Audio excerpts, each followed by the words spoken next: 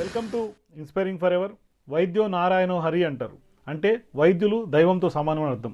సరిగ్గా ఈ నిర్వచనానికి పర్ఫెక్ట్ ఎగ్జాంపుల్గా చెప్పుకోవచ్చు డాక్టర్ గోవింద్ నందకుమార్ గారు. ఆయన మణిపాల్ హాస్పిటల్స్ బెంగళూరుకు చెందినటువంటి గ్యాస్ట్రో ఎంట్రాలజిస్ట్ సర్జను. ఆయన ఇటీవల తాజాగా చేసినటువంటి ఒక ఒక సాహసం అని చెప్పుకోవాలి, ఆయన ఒక వృత్తి పట్ల అంకిత భావం అని చెప్పుకోవాలి. నిజంగా ఆయన అందరికీ ఆదర్శనీయం, ట్రూ ఇన్స్పైరింగ్ పర్సన్ అని చెప్పుకోవచ్చు. ఆయన తాజాగా ఒక పేషెంట్ని కాపాడడానికి, ఒక లైఫ్ని కాపాడడానికి దాదాపుగా 3 కిలోమీటర్ల మేర 45 నిమిషాల పాటు ట్రాఫిక్ జామ్లో ఇరుక్కుపోయి ఉంటే ఆయన కార్ని డ్రైవర్ని నడి రోడ్డుపై వదిలేసి దాదాపుగా 3 కిలోమీటర్లు మణిపాల్ హాస్పిటల్ వరకు పరిగెత్తి ఆ ప్రాణాన్ని రక్షించడం అనేది జరిగింది. ఇలాంటి డాక్టర్లు ఇంకా ఈ సమాజంలో ఉన్నారా అంటే నిజంగా చాలా అభినందనీయం. ఇలాంటి డాక్టర్ల సేవలు ఈ సమాజానికి ఎంతో అవసరం. అలాగే ఈయన అంకిత భావం, వృత్తి పట్ల, అలాగే ఆయన చూపినటువంటి చొరవ, 3 కిలోమీటర్ల మేర పరిగెత్తి ఆ ప్రాణాన్ని రక్షించి ఆపరేషన్ చేశారు అంటే నిజంగా ఆయన తీసుకున్నటువంటి ఆ సాహసమైనటువంటి డెసిషన్ చాలా చాలా అంటే చాలా అప్రిషియబుల్ అని చెప్పుకోవాలి. ఆయన మనతో పాటు ఇవాళ జాయిన్ అవుతున్నారు. ఆయన ఎందుకు పరిగెత్తాల్సి వచ్చింది, మరోవైపు ఆయన కాయనికి 2 వైపులు బొమ్మ బొరుసులాగా ఆయన చేసినటువంటి ఆ డెడికేషన్కి, సాహసానికి కొంతమంది ఛాలెంజ్ చేస్తూ కొన్ని నెగిటివ్ కామెంట్స్ కూడా తాజాగా ఇంటర్నెట్లో కూడా కొన్ని నెగిటివ్ కామెంట్స్ స్ప్రెడ్ చేస్తున్నారు. వీటన్నిటిని ఆయనతోనే అడిగి తెలుసుకుందాం. సిటీలో సహజంగా ట్రాఫిక్ జామ్ జరుగుతూనే ఉంటాయి. అయినప్పటికీ కూడా అలాంటి ట్రాఫిక్ జామ్లో ఆయన దిగి ఎటువంటి మొహమాటం లేకుండా ఒక అంకిత భావంతో పరిగెత్తుకుంటూ వెళ్ళి సర్జరీ చేశారు అంటే నిజంగా నిజంగా నిజంగా చాలా hats off. Today we are joining with us doctor Govind Nandagopal, who will leave car and ran for 3 kilometers in traffic for a emergency surgery. Very good evening and namaskar sir. Namaskara. Sir, ಏನಾಯ್ತು ಅವಾಗ? What exactly happened on that day at the 30th of August? Yeah, I was trying to get to work from my usual routine, and many a times I go to the gym in the morning before my surgeries, and that day as well was the same. After during the commute, usually it takes about, the last stretch takes about 5 to 10 minutes. But that day, the traffic, Bangalore had suffered a lot of rains. And so the traffic was quite stuck. So I had to, when I looked up Google Maps, it showed 45 minutes. Usually it takes about 10 minutes. It showed 45 minutes. And the disturbing thing was that it wasn't changing. 45 minutes stayed 45 minutes after 10-15 minutes. So I said, let me try to do something, and instead of sitting in the car and doing nothing, I can at least try to get to the hospital somehow. So I looked up the map and saw what the route was to, I knew, because I travel on this road, I knew that, it's one straight road and it's easy enough to travel. So I said, let me just do that. Why sit around and wait? And I would like to say for the record that it was not an emergent surgery, it was an urgent surgery. So it was a patient had an infected gallbladder, and sometimes that infection can cause gangrene. So the patient had significant amount of pain, and it wasn't, some people have asked me after this, it has become quite popular, this video. Well, why couldn't you just postpone it? So I said, yeah, I could have, but what am I achieving by postponing it? Neither am I finishing my day and starting my work, nor am I helping the patient recover and get well sooner. So I am just being passive. Why not be active and do something useful? Sir, what you say now is some negative comments is also coming on from netizens. Why you have to run on that day? Is there any publicity stunt behind? Why you have to? It's not what you say. It's not an emergency. It's an urgent surgery. Somebody is questioning like that. Some negative comments is coming on your running. What you say what you exactly say for that comments?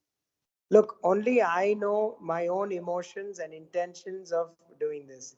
I had no intention or expectation that this was going to become so popular and a topic of conversation.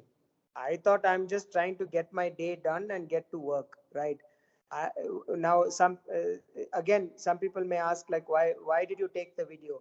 Now, naturally, if you're running to work, if you're going to take a video at a restaurant and you're starting your day, that the city is flooded, the traffic is locked up, and I'm running with the phone in my hand, how hard is it for me to click a video while I'm running? And I clicked a video for 5 seconds. So honestly, I am not the type of person. There is negative energy around us all over. So I am not one who bothers about that. It doesn't matter. I know my intention, and and more than anything else, I feel that my I was lucky, in fact, because supposing I didn't have a driver, Hmm. then I couldn't have left the car. I couldn't have gone. If there was, if the other side, one side of the road had a lot of signals, the other side of the road had a lot of signals, I couldn't have done it, right?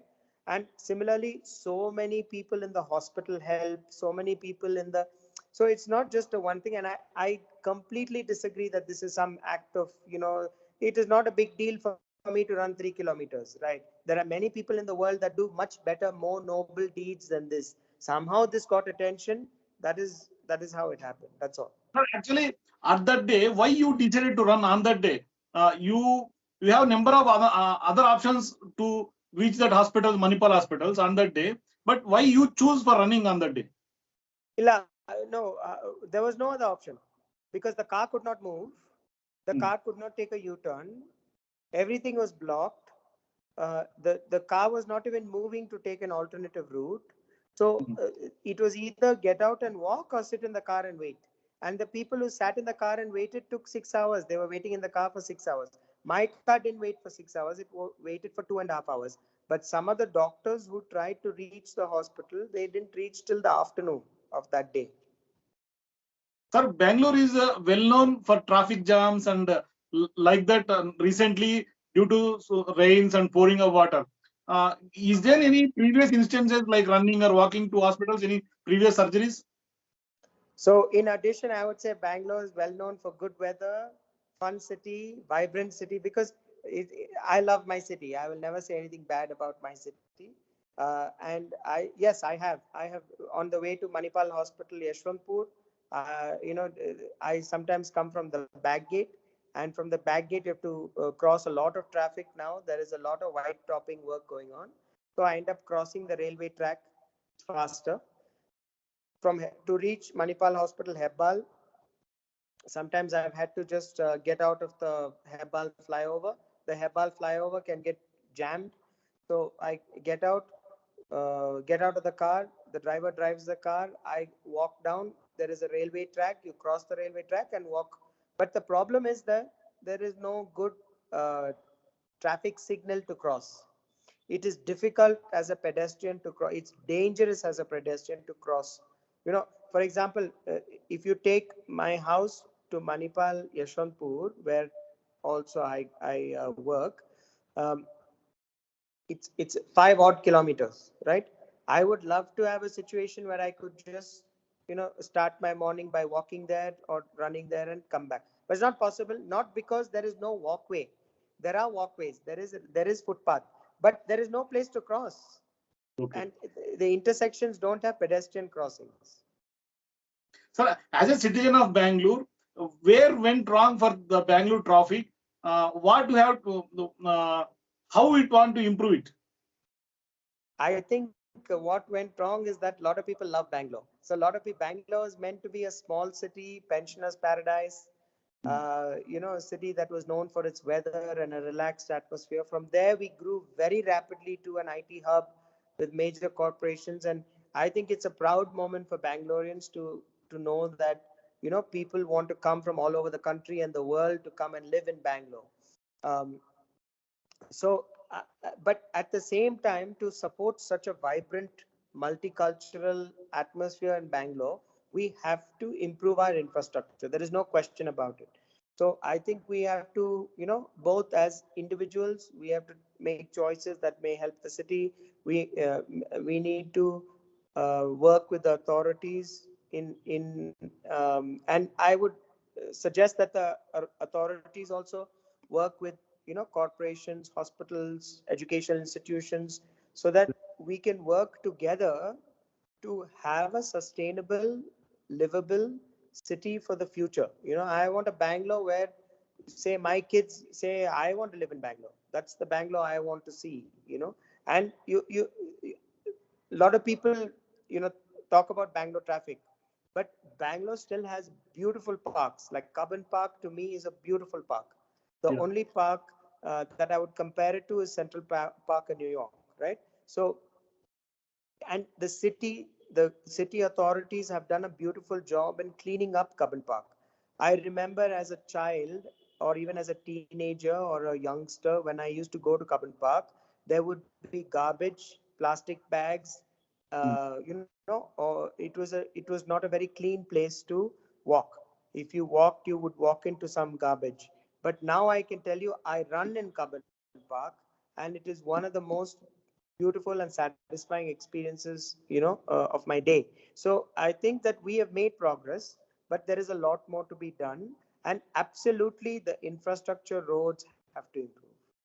Sir actually ನಾವು ನಮ್ relations friends ಎಲ್ಲ ಬೆಂಗಳೂರಿನಲ್ಲಿ ಇದ್ದಾರೆ. ನಾವು ಬರ್ತಾ ಇರ್ತೀವಿ ಬೆಂಗಳೂರಿಗೆ. ಮುಂಚೆ ಈ ತರ ವಾಟರ್ ಕ್ಲಾಗಿಂಗು ಇದೇನು ಇರ್ಲಿಲ್ಲ. ಇವಾಗ ಯಾಕೆ ಆಗ್ತಾ ಇದೆ ವಾಟರ್ ಕ್ಲಾಗಿಂಗ್? ಮೆಟ್ರೋ ಬಂದಿದೆ, ಈ ಗ್ಲೋಬಲೈಸೇಷನ್ ಎಲ್ಲ ಕಾಂಕ್ರೀಟ್ ಜಂಗಲ್ ಆ ತರ ಆಗಿದೆ ಬೆಂಗಳೂರು. ಇವಾಗ ಗ್ರೀನ್ ಏರಿಯಾನ ಕಡಿಮೆ ಆಗಿದೆಯಾ? ಯಾಕೆ ಇದೆಲ್ಲ ವಾಟರ್ ಕ್ಲಾಗಿಂಗ್ ಜಾಸ್ತಿ ಇದೆ? What is the reason for flooding? See, Andre, ನಾನು urban planner ಇಲ್ಲ. I'm not an urban planner. So, you ask me how to fix the GI plumbing track, I can tell you, you move this here, fix that here. You cannot fix this, not. But I'm not an urban planner. But Yeah. what I can tell you is that, Your opinion, in your view. yeah. So in central Bangalore, if you look at central Bangalore, or if you look at old Bangalore, if you look at Baswangudi, Baswangudi was part of the Mysore state, if I recollect correctly, and it was planned by the Mysore royal family. It's a beautifully planned, wide roads, beautifully planned area. We don't have waterlogging in Baswangudi. We don't have waterlogging in other older parts of Bangalore. With exceptions, of course, everywhere. But perhaps maybe along the development way, I feel that when we went from a quaint city and then suddenly we started growing, in that mid phase, maybe we lost a little sight of, how best should we preserve our lakes or should we monetize our lakes? Maybe that is where we lost out a little bit. But I think, you can always change pathways. You can fix, so I think if the right people put their minds together and come together, I think we can fix the situation in Bangalore. Sir, ನೀವು ಆ ತರ video ತೆಗೆದುಕೊಂಡು tweet ಮಾಡ್ದೆ ನೀವು, ಅವಾಗ ಈ ತರ viral ಆಗುತ್ತೆ, ಈ ತರ ಸೆನ್ಸೇಷನ್ ಆಗುತ್ತೆ, ಇಂಟರ್ನೆಟ್ ಇದೆಲ್ಲ ಆಗುತ್ತೆ ಅಂತ ನೀವು ಯೋಚನೆ ಮಾಡಿದ್ದ ಸರ್ ಅವಾಗ ಟ್ವೀಟ್ ಮಾಡಿದ ಸಮಯದಲ್ಲಿ? ಖಂಡಿತ ಇಲ್ಲ. Definitely not. I had no intention that this video would have reached so many people. First of all, this happened on August 30th. And if you look at my tweet also, it was not till later that I tweeted it. I thought it's a strange start to my day. And I've never, this is kind of weird kind of situation. I don't know if you remember, but in New York City, where I used to live, there was a subway strike. And when there was a subway strike, most people walked the entire island to get to work and get back. So it reminded me of that day, wherein, different cities have different challenges based on natural calamity and other causes. So my intention was, let me run to work, get my day done, take care of the patient. Yeah, I took a video so that my kids can see how I went to work in the morning, and I can share it with my friends. So many people took videos of the traffic. So many people took. So that I never expected this to get so much attention. Sir, now you are the true inspirational for everyone, and especially for doctors. You are the inspirational doctor actually now presently. Who are you behind you, sir? Nimge yaar inspiration? Oh, that's a good question. So, I have my own mentors. Actually, of course, I should start with my parents and, my mom and dad. and my dad is a surgeon as well. So my mom is a teacher. She taught me a lot of what I do, what my personal qualities are. My grandfather was my role model. He was a surgeon as well. So family for sure, my kids and then um, also some very close friends and family members. And I have mentors who have trained me, who I look to them for their support and guidance. um, yeah, and uh, I think that covers most of it. Friends, family, and mentors. Yeah. Sir ನೀವು 3 kilometre run ಮಾಡ್ಕೊಂಡು ಹೋಗಿದ್ರೆ ಹಾಸ್ಪಿಟಲ್ಗೆ, ಆ ಟೈಮ್ನಲ್ಲಿ ಏನಾದ್ರು difficulty face ಮಾಡ್ದ ನೀವು? No, I mean, see, the thing is that the road was wet. The road was there were some potholes on the roads. So I had to be careful so I don't slip and fall. I was wearing formal shoes and a formal pant and shirt. So those things. But really, I don't think, and um, I don't think, and I think you should make it known to people that this was not that big a deal that for me, and it is not that I'm trying to say, oh, I think it's just gets a job done. That's always been my attitude in life. So to do what you need to do to fulfill your duties and responsibilities for the day. Now, if I wasn't a runner, then perhaps I would have walked. And I can tell you that there was a point in my life where I probably couldn't run 3 kilometers and I wasn't capable of it. So maybe I would have run half the distance. So what? Do what you can do to the best of your abilities. Sir nowadays ಬಹಳ doctor ಎಲ್ಲರೂ commercial ಆಗಿದ್ದಾರೆ ಅಂತ public ನಲ್ಲಿ ಒಂದು purview ಬಂದಿದೆ. ಆ ತರ doctors ಎಲ್ಲರಿಗೂ ನೀವು ಲಾಸ್ಟ್ ಫೈನಲಿ ಏನ್ ಮೆಸೇಜ್ ಹೇಳ್ತೀರಾ ಇವಾಗ? See, I think that in my heart of hearts and with my interactions with my colleagues and other doctors, and I can tell you that um, most, if not all, doctors work for the best, work out of the best interest of the patient. I don't think that doctors have a monetary agenda behind their delivery of care, right? Now, there is nothing wrong. A doctor is also a human being, they're also a professional, they also have a family, they need to raise their kids, they need to look after their elderly parents, maybe they need to build a home for themselves. So there is nothing wrong in a doctor earning money. But I don't think that any doctor that I know of, I mean, maybe there are, I don't know, but I have never come across a doctor who says this treatment I'm going to do just so I can make some money. I don't think that exists. Maybe people feel that way, and I think the biggest issue that has happened is the trust factor between the doctor and the patient has fallen apart. We as doctors, I love hearing from my patient that oh, you did such a good job, you helped me, you do that. But there are patients who have complications. You cannot do surgery without complications. Anybody that tells you that you can have surgery without complications is lying to you. There is no zero complication rate, right? So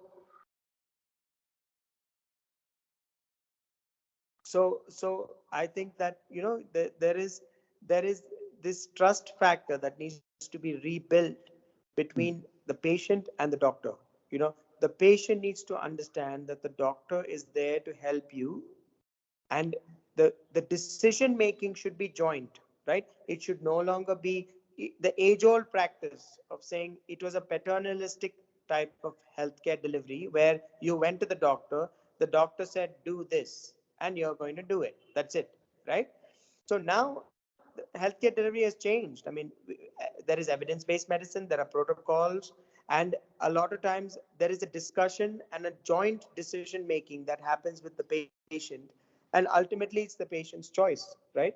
As a doctor, I am a facilitator. I can help the patient, or rather I can facilitate their healthcare. I can change their risk pattern. I can change their risk of having risk of death, risk of quality of life, risk of morbidity. Morbidity means when unduly we have negative outcomes.